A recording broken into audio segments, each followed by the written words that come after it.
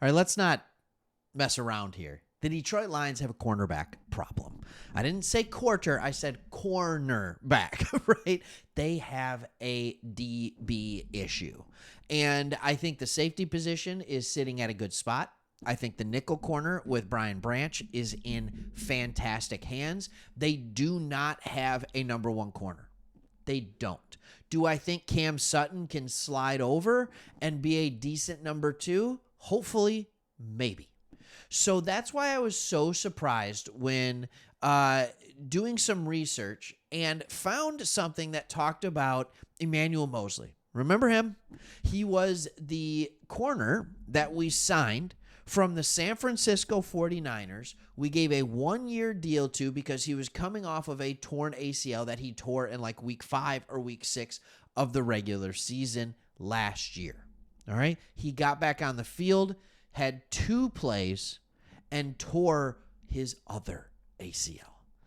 All right. So I'm looking and it talks about how he deserves another shot. And at first, I almost didn't even read it. I almost didn't even read the article because I was like, no. You're kidding me, right? Emmanuel Moseley, like, how are we going to spend our free agent money on him?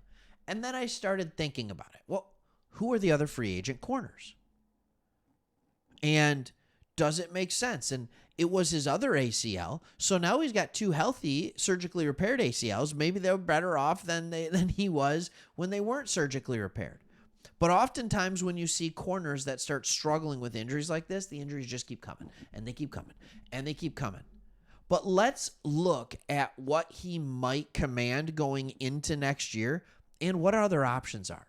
So, because I don't know about you, you can let me know in the comments. Are you comfortable with drafting a corner with the late first-round pick that we have and saying, all right, you're our guy?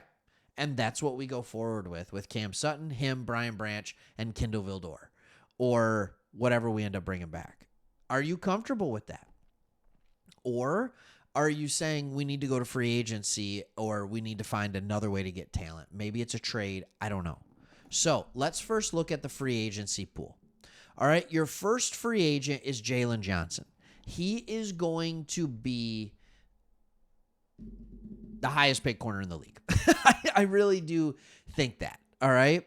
And it goes on here saying in 2022, he couldn't have a 3rd-year breakout, but he went nuts last year. Like, he was so good. So you have to wonder, is this a thing like that they're going to stay there? Are they going to pony up to pay the man? They just paid Montez Sweat, so like, what does that look like? They still have a bunch of room in free agency. Who's going to be more desperate for that elite corner? Because he has proven to be a very good corner. Maybe not a lockdown yet, but he's close. The next one is L'Jarius Sneed. All right. He was a fixture in 2023. If you watch the Super Bowl, what you saw was sticky coverage all over the place. L'Jarius Sneed was one of those guys.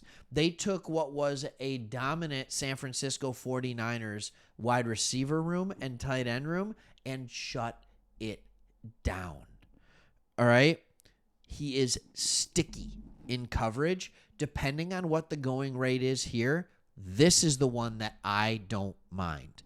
I'm not going to pay him anywhere close to Jalen Johnson money, but I don't mind it. All right, the next one you look at is Kendall Fuller, who's coming off a phenomenal year. All right, he was about the only good cornerback for the Commanders this year. His best experience is in the slot. Doesn't work. We have Brian Branch. All right. Or even at safety. So he's a guy who can move around a lot, but he's not a guy that you just stick outside as a number one. Chidobe Awuzie, nope, not a number one corner. I'm sorry. Stephen Gilmore, he was at one time. I don't know if he still is. He proved that he could play well. Like, if you can get him on a 1-year deal for $12 million, like, go for it. Why not? Go for it. See what he can do for you. Steven Nelson just had the best year of his career as an aging corner for the Houston Texans. I don't expect him to repeat that. He'd be one of those guys that you'd pay $10 million, and then all of a sudden you're looking at it and you're saying to yourself, uh-oh, we just paid $10 million to a guy that's not worth $10 million. So when you look at the corners, the free agent corners, they're not there. There are wide receivers entering this league at an alarming rate. Through the draft, there's free agents. The wide receiver rooms are becoming more and more and more stacked. You need corners to combat this, or elite edge rushers. So, because you can put pressure on the quarterback quickly. But you still need a corner to be able to hang for a couple seconds. So, let's bring back this idea of Emmanuel Moseley. All right? Let's bring it back. All right? What would we have to pay him? What would we have to pay him? All right? So here's what Glenn said about Moseley. Man, let me tell you something. That player, that person, take the player out. That person is a really caring person. He cares about his teammates. He wants to see guys do well. Man, you sit there and you watch him in meetings and how he talks and how he interacts with everybody. Man, you want that guy around because he's a vet. He's been around. So we gave him a contract last year that was like $6 or $7 million. And I think we actually did a void year on it too, which I hate void years. All right, you will learn that. What would he be this year? Now he's not 1 ACL short. He's 2 ACL short. If you can get him to come in here on a 1-year contract in that under $5 million range, lock it up. There's no reason not to. If you could even get him in here on a 2-year, $11 or $12 million contract, lock it up. I got no problem with that, because it's not a lot of money. What the Lions need to stay away from with the salary cap, as they are starting to need to pay their rookie and younger players as they are becoming eligible for the big contracts. You know who I'm talking about. You're Penei Sewell, maybe Jonah Jackson. I'm going to be talking about St. Brown soon. We're going to be talking about Hutch in a couple years. We're going to be talking a lot of you're going to be talking Jared Goff. I know he's not a younger player, but if you're going to extend him. So you need to get away from paying Tracy Walkers of the world $10 million, $11 million. You need to have players that you're paying large amounts of money to, and then you need to have players that you're paying close to the league minimum. Only 51 contracts, the top 51 count against you. So the most contracts that you can get almost at league minimum in the bottom half or bottom third or bottom fourth of your roster helps maintain that salary cap where it needs to be. Yes, you want to bring everybody back. You do.